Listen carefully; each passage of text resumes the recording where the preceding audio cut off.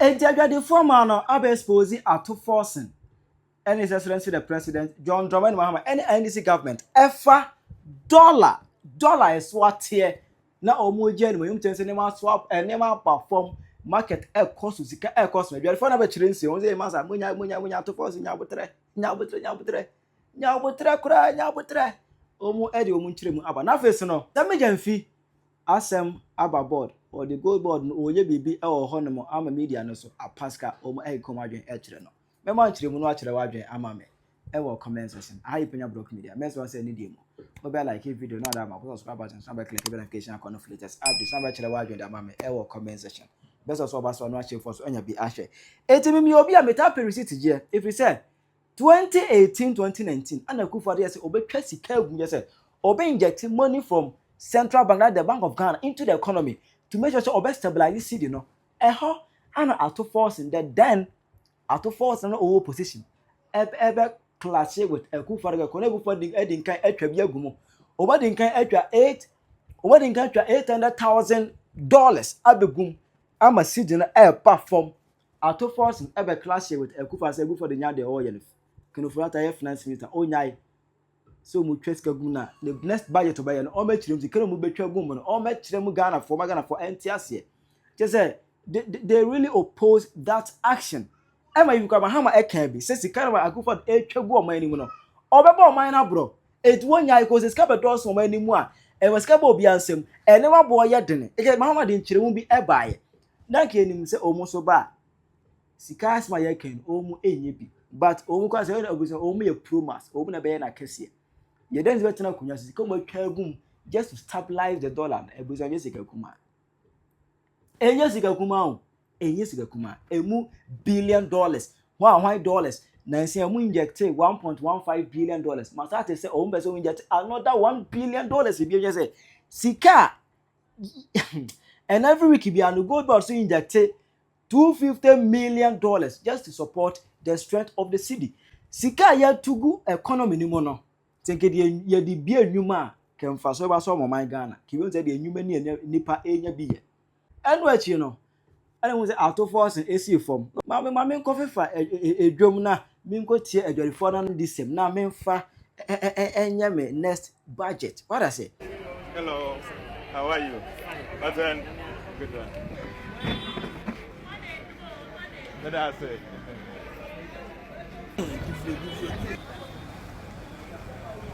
Hello, what's that? This is I'm work crab net no baba for. Oh, sister, be very stable. On jump will be on one side. See you okay. On the na you okay crowd.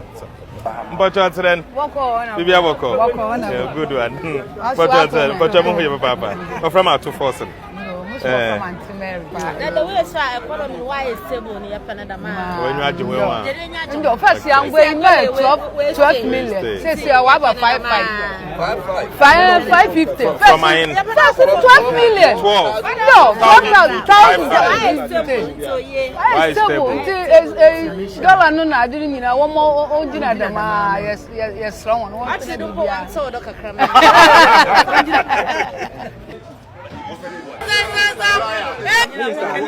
Prices no nyame na yede na se first esi chede or do 10 cedis way since esi check up here 5 cedis half 1 cup it used to be 10 cedis no we about 5 cedis cup margarine cup this cup margarine cup the cup it was 10 cedis emo bag your cost do 1 million nkaka me since ya kita 60 55 any bito and what kwaya do 1000 since ya 5.8 esi chabu fuma 5 nti nyama abufo boye oyefe kaka oyefe mo aba no yenyu aso papa mo ye no oyefe even for free SHS ya we boso mpo wan gu mpo ono so ya ho ama sisi ekọ university first year no mpo oye free no so ya ho ama nti wa eduba do wa na ke dem say no aba say anya sa o da bi Ato free wa pe ana some of the journalists as fa chire ana omuso koye interview no wey any sem adwadifo no ankasa no mpeso bu kan akura kira aban no winning sema eka. Never made us. I work on your money. Media me first CD $2 rate now. Fine a year. Set and carbon is about media who reflection be economy. Me about me no me United here. Me friend is I be Tony. I'm jamming somebody. We turn up some big jam no problem time we. So be credible as how much could I mean. Just say you near Koyi system no plan yet, and your cry. And you know, some baby be for home. Sad CD $2 rate. Now, say, if you know the J1 home and I say, I'm a dollar above for CD above from na dollar above from the CD no grounds on the media. Yanya, what informal workers in the day, you know, be uncle. The overstress report now about house na say when you get on grounds the prices are reduced over just some boy. Me no ba anema me turn there. Me ko fa no kantamanto. Price are na me fa no asat last year no. Na dollar no was even higher no. The same price na me fa no in. And then na yes dollar na higher than aba form no na cedi na rising. The same price na me fa no. Ntimi de me hu any indication, any good indication be me hu be out. Okay, so Nyame Aduma na wache eba no Minister of Finance eba be ready budget for next year. And go for a can say omoba munyina no they've not brought out a new tax. I be someone introducing new taxes. So people are saying that they should introduce new tax because from next year kono yen koji loan e wo IMF obi o sha no say some of the citizens encourage your finance minister and I say government in the my kwaji financiers omo nim de e wo eba no sikasem a omo kan say next year kono yen ko IMF obi na che say yan kasa na ye be pay sika ne aye ne wo se yenye. So they are telling the finance minister senke beya you should introduce more taxes, but Ghanaians are also saying say new taxes now wanting ka dada ne wo hon omo hwe no munye hu sakra e bi wo hwa ene omo ya adwena na say taxes no introduction of new taxes and idea fine say eno ebeboa ama economy no ayeye dia ene na ka me hu say enka previous government no there were some taxes be introduced here and the current government no attack the then government say I say they were all nuisance and whatever it no mean far back don some introduce any new tax bia because what they know about say no promise had the man during election year no went man fulfill it you know there and even as we speak Ghana you know about your call IMF you introducing new taxes still enkoyi yanko said he is managing your man munya ba enkoyi that this penifo no fanani and from pana or there are some measures they are very critical hono so mo hwe no munya idiom because say munya ba me hu de meka kra bi me das where they tell but next budget na ba na den na wo susu se enka ho na den na wo susu se enko munyin film a year budget for next year no it's going to be about development and everything concerning the economy. Munya ba me de minimum no de me sure say most Ghanaians and you know budget you read since Kwame Nkrumah time no the same budget now no be ready there will be nothing new and I mean if there will be anything new me who say be different government your baba can be some or come one year keke omon practicalize it or beka theory and or be read actual no actually but they will not put it into practice that's enya kura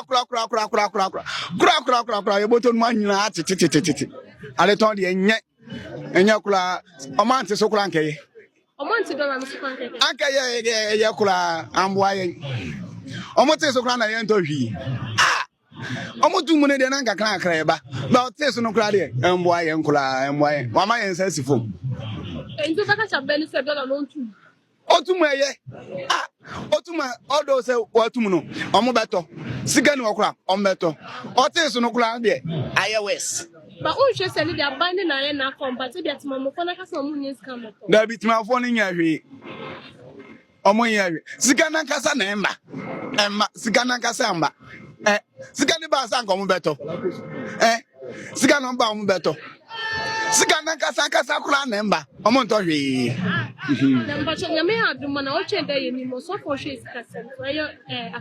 Ato Forson.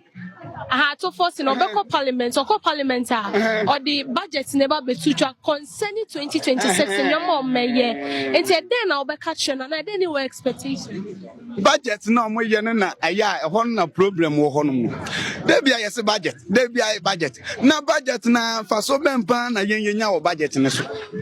Hono na mente ase because there be a odro budget for a year. There be ye be wura finim no. Senia wo e bia ono be kan no. Ye hu ni sa. Enti sa me omo budget ne de mfunso beble wo ho. Ono kura de mfunso beble wo ho. Enti ye be sense omo fa nhyeche ne nto kwan mu yie. Na ye hu ni aye di sika na nkasa ye. Na ye nya mfaso ni mfiso. Na da bia ye be dra ye nya mfaso de. Mfaso bia ni so. Se sika wo kro numa ana ye ho beto yen na sika ni kro mu na ye be na ye ho ato yen sika die sika ni ho na mien no kra die sika ni ho odo ama no ye ni ho na fa mu die bet ba bia ehia no ana ye ho no mu no de se obi so bi obi abeka sika obi so bi sika se mo ye de bia sika se mo ye de bia sika na so de bia mo to mo draw budget ene enye okay, offer also for Oshe Sika Semsia, Ato Forson. Now Oshe previous finance minister Ken of Oriata. Already Ato Forson on a scale from 1 to 10. Within this 9 months, how man is saying? Although na omumienu na de anka ato de oye. For now, they met me a so only in this city for now, they met me a so ye. But back on the day, although the high, or not the obe high because although not dollar no was road but on no or high one she said in your may, but for now, no, I told you met me a say, city for now, they were the bet only into me and fancy say on in and I say, But also, because we introducing new taxes. Hey! Na tax the crown ni tua ni mpona ya asem oh no ni aniskana wo hina wo to adi okay die di kura ya ntona mpaboa ne atade enti niema de ya tete so pa nanso ye nto ba first na niema board din so ne dwaye e si ade sister ye wu sebe niema ba fam na sika ni ho a ye no dey nti eso mo masika no mbra krom say omun traffic kura ka traffic mfra mu amun traffic mu na sika no mbra obe cost away price different obe cost away price different the company krona or ye master we ko fa na no na we so ko fa na then na we price wo high na we dey wo down okay eti say wa nye bibi sa de a no o kan radio so ne ayi kekede a maame ebedin say obi betumi aka say na abafom and I say, David, only what turning film na a non quano ye bema. Ye persi a children. Say no non quano ye bema. One ye bema ukrumha. Ubianya nadrin so be yet to Abaman. Only what time, no more man, pepe. He may masam dear. Ubi unko beer for moi, or face an editimia man, into a bema sin will be a veteran. Only bema and sin will be a or acquire him out. Work out no year a banjuma dear. So bu mani you, we mu mani you, but some so de kaka be man. Nti ono nko ade obi ombenya so mfa so na yen ya yete abonte ankase adwuma no. Obeka che o se ko yie bia no, o eden oboa. Mazie. Ba go for time no, so o de si wa yeto, ma hu sika ni so. Ba we ya sika ni man ni mu. Ni pane pade no so wontimi onye sika ba beto. What mazie? Ti anya yes MPP phone disk ni na ansa no ko ye ni ntim. Ama sika ni o mani. Inti so omuji amonyi ska no na yemfengu manim yakobobosi omunyi ska na wo mo ahihye dia sede mu yensa kobobosi amoma yeka na se mama so betimi aya obetimi bu mani yi meboa ene ya to ama no so na meboa so be nkokwa nketenkete tinka nkokwa nkwa nya bi kwa nka mepe ebi nka bronya be ka metimi akumbi na nka mare batemase ele na ba ya maye ze school no ko ye kra nkoyi bibia no we ko ye maye pa me so anopa ade se tam ebesa ana me kofi nti se ebo anwumle ses na nsa ya mda so ginam a chop power there na fi kwa me Roman pension be sisa be wan ebu amemu ni yi ama yen timemufo ne enwa ato ye omu ni na ya de kro e na omo ye obia ba adwuma so ba be pesika e adwuma na omo hwehwe free o ne ya ma omo adwuma na o kope ni sika wan kwa na watumi ebu amemu ni yi hwe obroni odi politics ba ye onya ne politics sa o nso hwe ye bibifo obia kwa kope sika ma ne bushia ne yi nti obia ni wabobu mamu ni yi nti omu ni na omo ya de kro ana so obi pese obu amemu ni yi a omu hia brofo na omo de politics ne ba ye no because omu bu ni yi omu timemufo no ho tom omu kro no so yakra behwe nti ni so mpese obi bu mani yi a omu hia brofo na omo de politics ne ba ye no na omu hia omu no mutumi mu amemu ni yi obia ni wabu oman ni yi free kwa me nkroma penso the same problem and the wo nti ni so obi pe chop bi a omu free 34 no na omu start chop na ebesi net force nti obi eni ho a wabu mamu ni nti obi eni ho a wo si ye makwan so bimbe omu ni na du kadaya why sister na se ka obi be pa che why obi ama na pa che dey isa ni kwa be sa nti se bi obi se omu pese obi bu mani omu hia brofo na omu de politics ne bai omu kwa omu ko pesika ma omu bishiafo enko enjoy life o omu yes omu man ni be ye yie enka ye bibifo ye be press ye ko ho no nka ebe prese ye ko ho nti ni so mpese o mani no mu hia brofo no mo de saade ne ba ye no se na omo ye omkro ne mani ye yie no wo mu hia no mu nyie bibifo adwen mfiri o mutirim hwe impanyifo hwe enjoyment omo hwe enjoyment hwe ejapade omo ye hwe nwema omo ye se obi emu amemu ni yie kuro banso omo hia mfiri omo de ba ye no so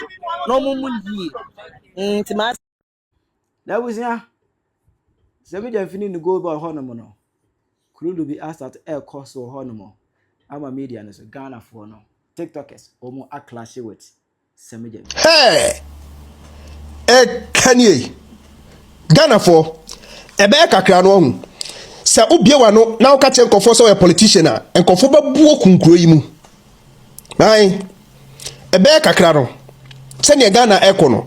Se obie wa no eka se me a politician a nkofo ba buo kun because you know ni say na me ye wo krom ha na President Mahama ati gold board a odi Sammy Gyamfi ato no as CEO gold board no technically no mo ya adwuma under Ministry of Finance et Ministry of Finance atimi atena se a form gold board for board of trustees and as a board of governors a waso mu in we ya ye da sorry ya Sammy Gyamfi asa kwati gold board jewelry a wasanso apa nkofo asa ye omo board members biem nti board under board a uye job for the boys ade na mu ye ba politics aye time ensu gold a uto gold every galam say for ho a gold nukran on ton world market price uto no price a upe nkofo gumura mu eye adwuma uto gold nuta ma upe no okofa nkofo ma wo bo time eti Accra at the office etiomoka board members momu sika kese di na de o hyenwuro ma ono kro ye galamse no kra no onye sika ni bi na uto gold no chicken change cheap price na mama koto gold no muton wi na outside ama board of directors no sa board we akotie no there's no sense in it, there's no common sense in it because we gold board of directors wo ho enti sa person oti gold board jewelry a eni sa ka kwati ayibia it said cocoa board for omo board of directors wo ho enti cocoa board omo subsidiaries omo quality control division omo CSSVD omo cocoa stolen shoot virus disease obia won yensan kwati board under those agencies gold board nankasa yesen edi adwuma na moye yensan kwati gold board jewelry asate ho board sanye wo wen ye ya enkura omutifia omunya adwuma nye nurse ni aye adwuma 10 months entuaneka teacher ni atira de 10 months entuaneka ekom de no wabobosia ena ode aye afaka sa akotire enkrama ade aban ewo sika ese de ma no Sammy Gyamfi ti akra esa appointed board members ese tuo muka wo Sammy Gyamfi wakatua ene conditions of service ye ka ewo kromasi a adaje beboyen na de tina politicians ye trans ye ho sa ana medical aka no sa asemo ya meka no meka ni se mani na abre na meka as a prophecy no e be kakra no ubie wa no na ka so a politician a amafo be buokum e wo Ghana ho because de ye ho no obi ti Ghana wa wie university onya adwuma nye a mo betimi gold board na mo use na moto gold no chip a mo nya sika mbo inject sika no e de aye project papa no mo inject sika no into the economy e ma dollar no e ba from dollar ba from and translate it into the lives of the people.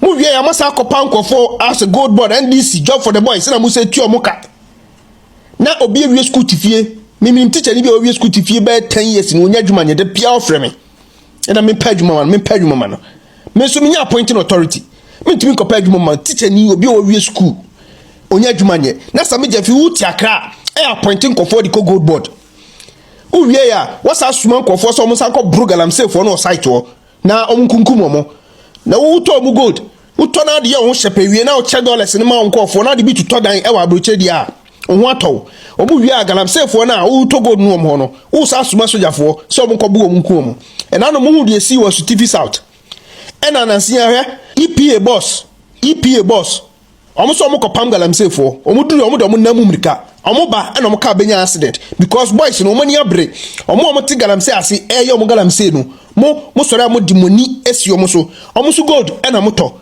mo wi amaba se gold board enya 8 billion so no sie hu de mo disika na aye wo Ghana ho mo ba 10 months ni mo mi asisa ya bio na ebe kakra no politics enya kono bim na amrante no be fa oman no e de ahye omo nsa.